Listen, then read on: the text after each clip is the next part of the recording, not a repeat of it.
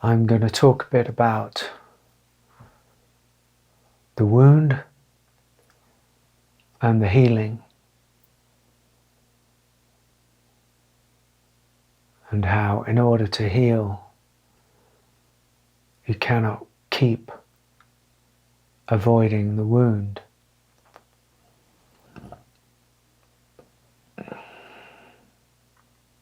You know, the well-known words that go around now are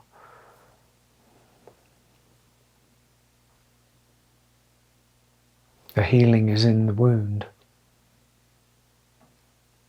The light is in the dark. The light of love is in the wound. The light of love is in the darkness. The healing is in the darkness. The healing is in the wound. You know, and although many people, you know, throw this around in many ways, I don't think often it's as it's welcomed as it in its profundity. It's a profound statement. The healing is in the wound. The wound contains the healing. The healing is in the poison. You know, these are sort of, they're not to be treated superficially, maybe at first, but after a while, you start to realize that what happens to us is that the wound, let's say, and the wound is many things in some ways, but it may narrow down over time as we become more aware of our own patterns and carried grievances and carried pains, carried hurts, and it may really come down to, in a sense, one thing: our view of ourselves as wounded, our view of ourselves as victims, victims of life, victims of other people, and victims of our own thoughts, feelings. You know, but what happens with the wound, in a way, is that we somehow, in order to survive emotionally, mentally, existentially, psychologically, we sort of keep the wound somehow over there, as if almost separate from ourselves. And I think this is one of the things that I've seen most in many ways, is that we treat the wound, or we seek to try and treat the wound as though we're somehow separate from it. As though in some ways it's got nothing to do with us. And we can, you know, get through life without really knowing it or becoming intimate with it or entering it. So even in our healing, we see it as an it. We don't see it as an us. This is subtle, but actually very profound. Because when you realize that actually the truth of the matter is that we have to enter the wound, we being us with our presence, our willingness, our capacity for seeing,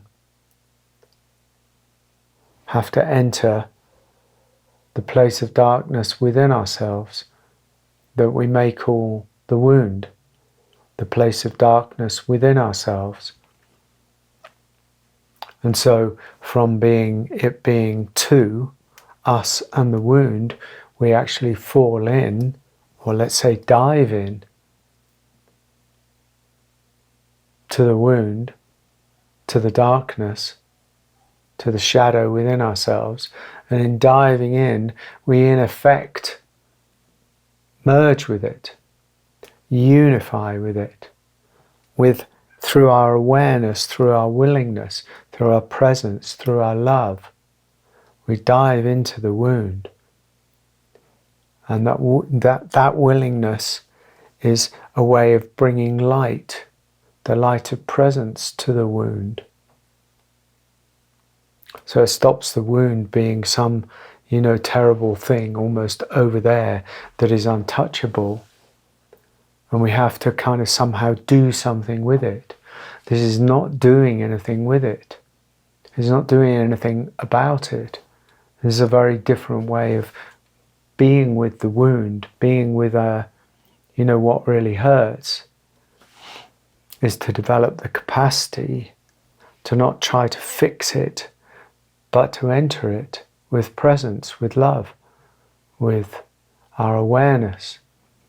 And so in the same way that Neo, if you've seen the Matrix, when Neo is in the hallway in a big confrontation with Agent Smith and the other agents, Neo comes into his power. And first of all, they fire these bullets at him, and he lifts up his hand and he says, no.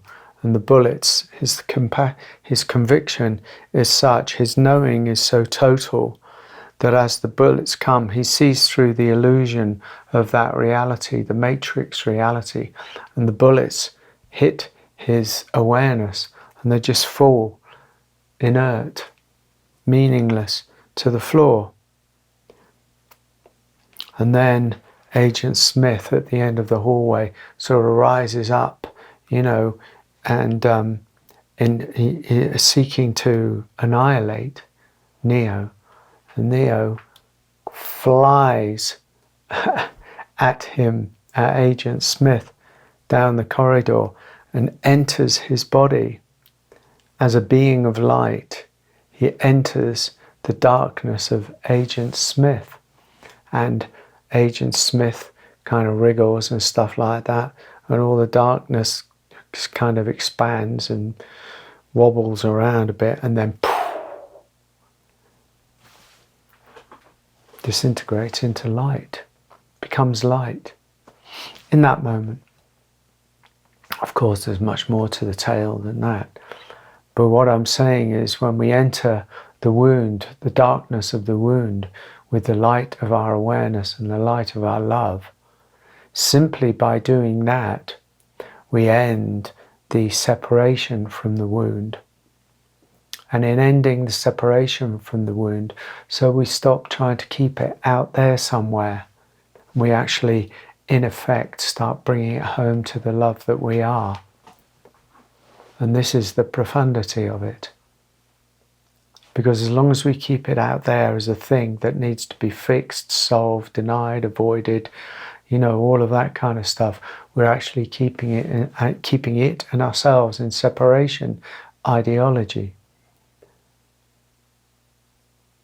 But by seeing it in this different way, by entering it within with the light of our awareness, consciousness, love, presence, willingness, then we enter it fully, and by that we enter it and it enters us. And so we fall into a deeper union, because we see that it was never separate from us, and actually it's been okay always. The wound has always been all right. The wound has always been all right, but we've been considering and feeling that it's wrong. But by keeping the resistance to it going and going and going, we actually feed it. Resistance feeds the pain. Resistance feeds the wound and actually makes it worse. Love, willingness, surrender, acceptance, awareness heals the wound and starts bringing it home. And these are two very, very different things. So in this subtle way, the invitation is to enter the wound with love, and to stop considering it as such a separation of you from it or it from you, because that's not the truth of the matter. The truth of the matter is that actually on many levels, on a certain level, on the deepest level, there's nothing wrong. There's nothing that was ever separate. There's nothing that's, over there somewhere. And in many ways, there's nothing really that needs fixing. Just needs loving. And coming into a union, the realization of the union of ourselves as the love that we truly are.